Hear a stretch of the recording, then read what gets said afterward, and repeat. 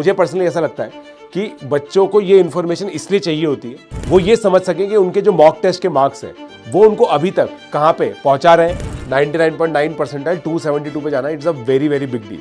मुझे पर्सनली ऐसा लगता है कि दोस्तों, क्योंकि पिछले साल से इस साल ये नंबर क्यों मायने रखते हैं। देखो यहाँ पे तकरीबन आपकी 1600 रैंक आती है, यहाँ पे 16,000 के अंदर रैंक आ जाएगी आप। You can hope for the best but you should always prepare.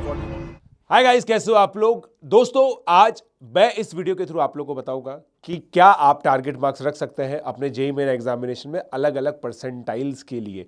क्योंकि ये इन्फॉर्मेशन देखो दोस्तों, बच्चों को बेसिकली, मुझे पर्सनली ऐसा लगता है कि बच्चों को ये इन्फॉर्मेशन इसलिए चाहिए होती है ताकि वो ये समझ सकें कि उनके जो मॉक टेस्ट के मार्क्स हैं वो उनको अभी तक कहाँ पे पहुंचा रहे हैं, ताकि उनको एक टारगेट मिल सके कि भाई हमें 15-20 नंबर बढ़ाने की जरूरत है ताकि हम अपना जो परसेंटाइल है वो कहाँ तक लेके जा सकते हैं। तो दोस्तों, मैं अगर बात करूं, यहां पे जो मैंने आप लोग को दिखा रखा है दोस्तों, वो पिछले सालों का कुछ डेटा है।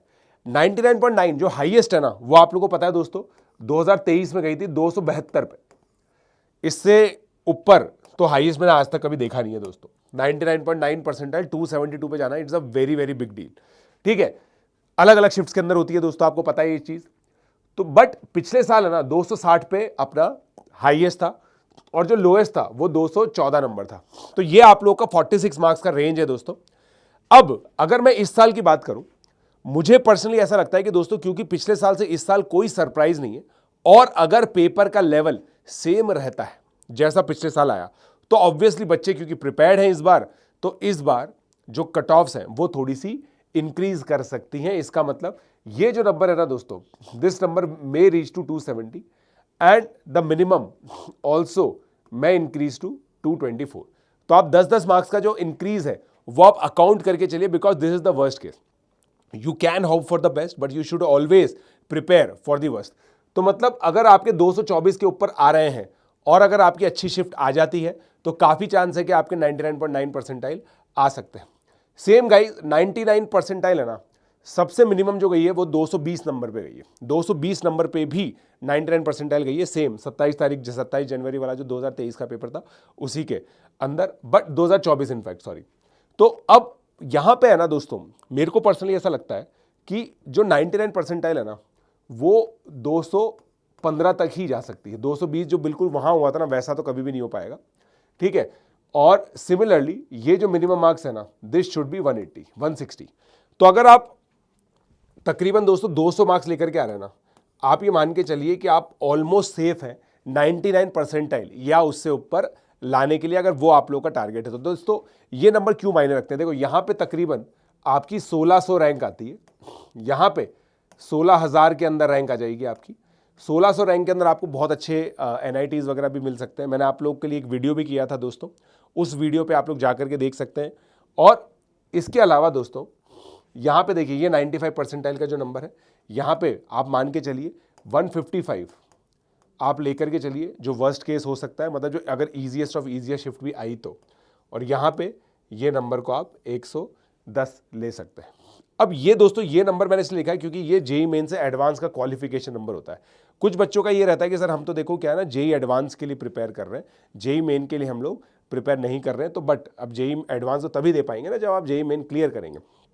तो 93 परसेंटाइल से हल्का सा ऊपर जनरल की कैटेगरी का मार्क्स जाता है दोस्तों।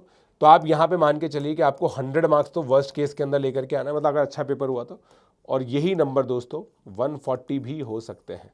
तो अगर आपके 140 प्लस आ रहे हैं तो आप डेफिनेटली जेईई एडवांस लिख रहे हैं दोस्तों, चाहे कितना भी ईजी पेपर आए। अगर आपके 100 मार्क्स आ रहे हैं तो बहुत ज़्यादा लक पे डिपेंड करेगा कि आप जेईई एडवांस लिखेंगे या नहीं लिखेंगे।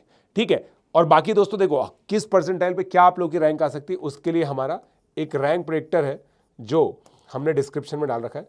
आप उसमें अपने मार्क्स डालिए, एग्जैक्ट मार्क्स पर एग्जैक्ट परसेंटाइल, आप एग्जैक्ट जो आ सकती है आप लोगों की, वो आप लोग को मिल जाएगी। और उसके बाद जो ब्यूटीफुल चीज़ है ना, वो ये है दोस्तों कि उसके आगे आप ये भी देख पाएंगे कि आपको कौन से कॉलेजेस मिल सकते हैं, राइट। तो उसको डेफिनेटली यूज़ कीजिए आप लोग, ताकि आप लोगों को ये भी मिल जाएगा, जो आपके कॉलेज क्या मिल सकते हैं वो भी आप लोगों को आज ही पता चल जाएंगे। ऑब्वियसली दोस्तों, ये जो सारा एनालिसिस है ना, all these analysis are based on कि पेपर कैसा आता है। अगर पेपर बहुत ज़्यादा टफ आ गया तो ये काफ़ी नीचे चला जा सकता है।